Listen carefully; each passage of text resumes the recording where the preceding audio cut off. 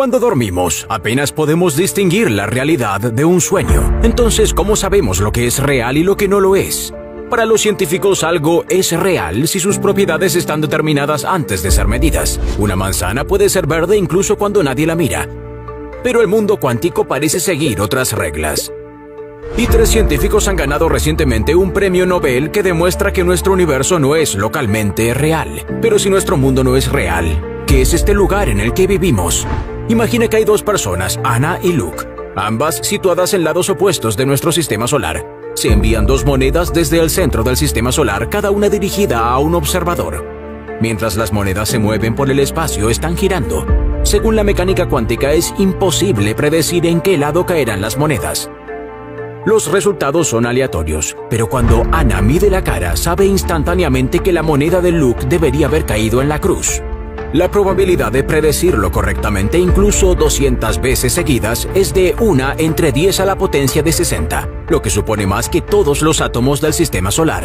Aunque Anna y Luke están separados por miles de millones de kilómetros, la mecánica cuántica dice que Anna puede seguir prediciendo los resultados de Luke basándose en lo que ella obtuvo, como si las monedas tuvieran una especie de conexión telepática. Este experimento mental se conoce como la paradoja de Einstein-Podolsky-Rosen. Parece imposible y sin embargo así es como funciona el universo. ¿Cómo puede algo viajar más rápido que la luz? ¿Cuál es el píxel de nuestra realidad? ¿Y cómo pasa el universo de predecible a aleatorio?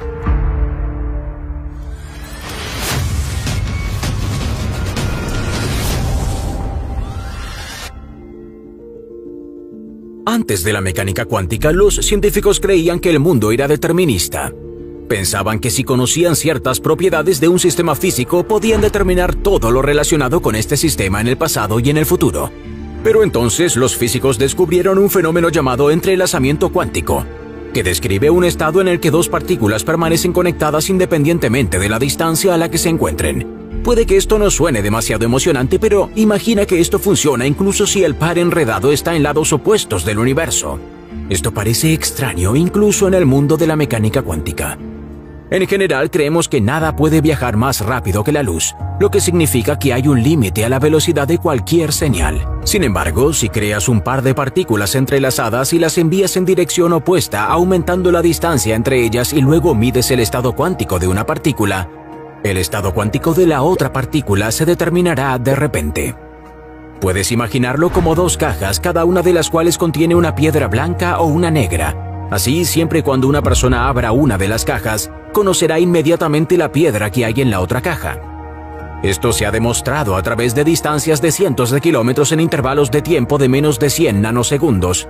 Un nanosegundo es igual a la 1000.000.000ª parte de un segundo, así que si las 2 partículas enredadas intercambian información de alguna manera, lo hacen a velocidades al menos miles de veces más rápidas que la luz. Pero eso no es todo. Al igual que nos subimos a una balanza para medir nuestro peso, los científicos miden las partículas para descubrir sus propiedades. Pero ¿qué pasaría si esas propiedades solo se determinaran en el momento de medirlas? Esto significaría que nuestro universo no podría ser a la vez local y real. Al menos una de estas premisas, si no las 2, sería errónea. Definir la realidad es algo complicado. No vemos las partículas diminutas, pero existen. No podemos tocar el aire, pero está ahí. Entonces, ¿qué es lo real?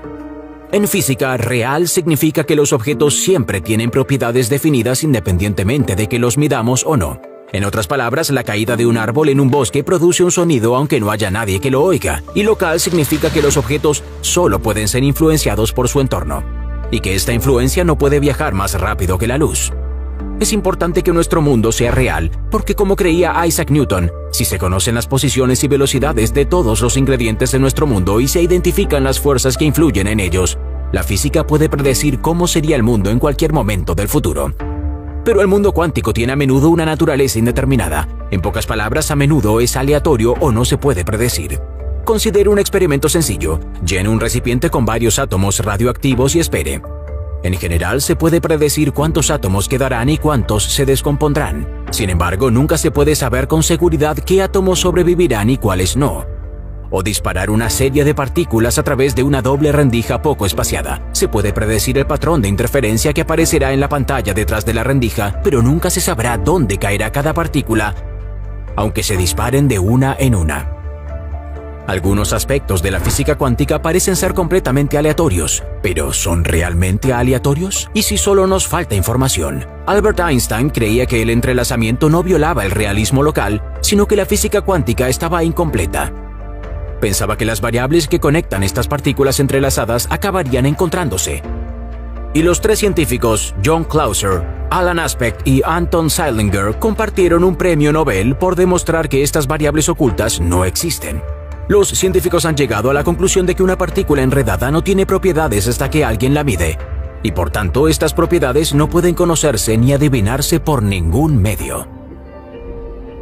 Entonces, si el universo no es real, ¿qué estamos viendo y experimentando exactamente? Un grupo de físicos de Los Ángeles ha ideado una nueva teoría de la realidad y se basa en patrones periódicos o cristales. Los cristales pueden tener diferentes formas, pero también diferentes dimensiones. Es más, un cristal de dimensión superior puede proyectarse para crear un patrón en una dimensión inferior.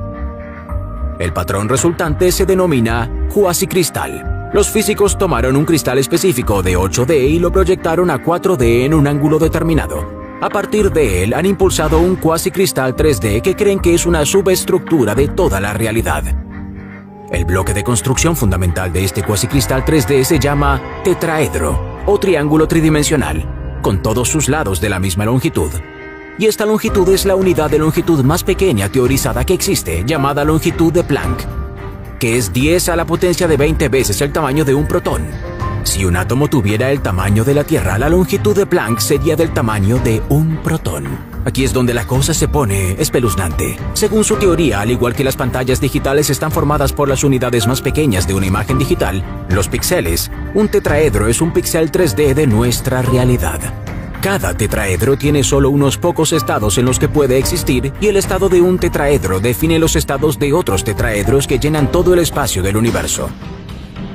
Pero si un tetraedro solo puede estar en un estado específico en un momento dado, ¿quién o qué dicta el estado en el que debe estar?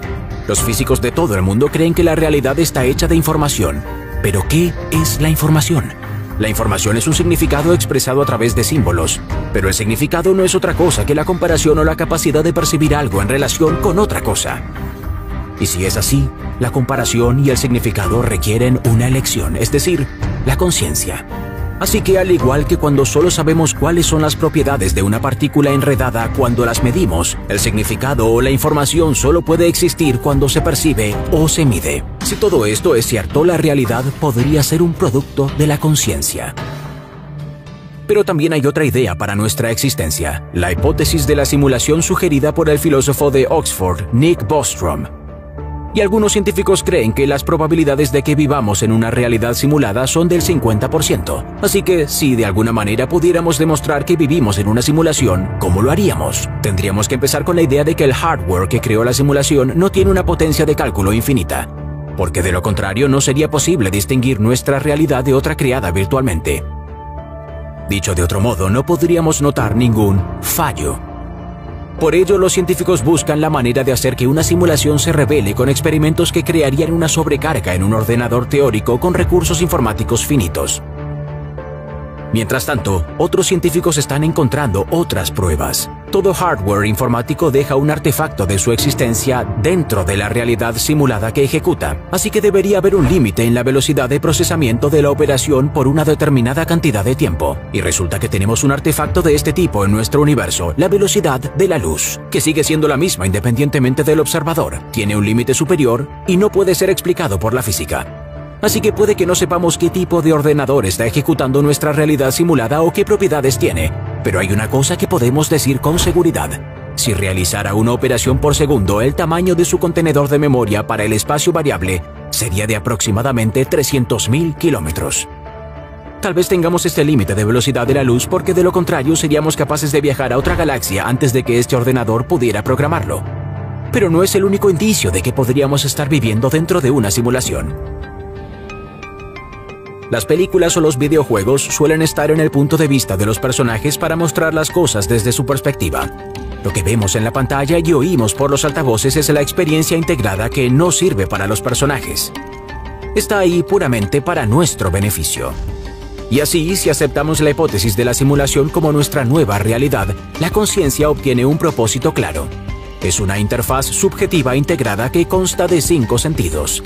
No hay leyes naturales ni ideas filosóficas o científicas que predigan la aparición de la conciencia. Y no hay ninguna utilidad clara o ventaja evolutiva que pueda proporcionar.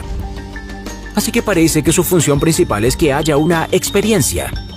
Pero como la experiencia sin ninguna utilidad o ventaja evolutiva clara es tan costosa en energía, debe servir a alguien más, a un observador o a un jugador.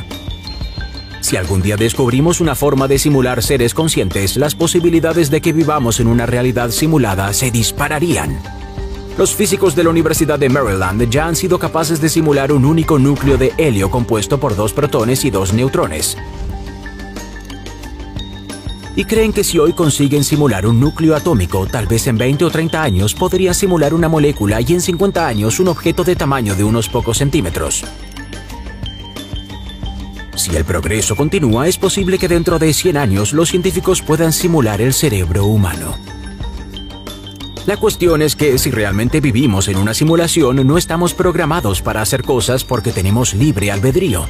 Tal vez alguien quería ver qué haríamos sin instrucciones y qué pasaría. Tal vez los largos años que experimentamos en nuestra realidad solo serían minutos para el creador de la simulación en la que estamos.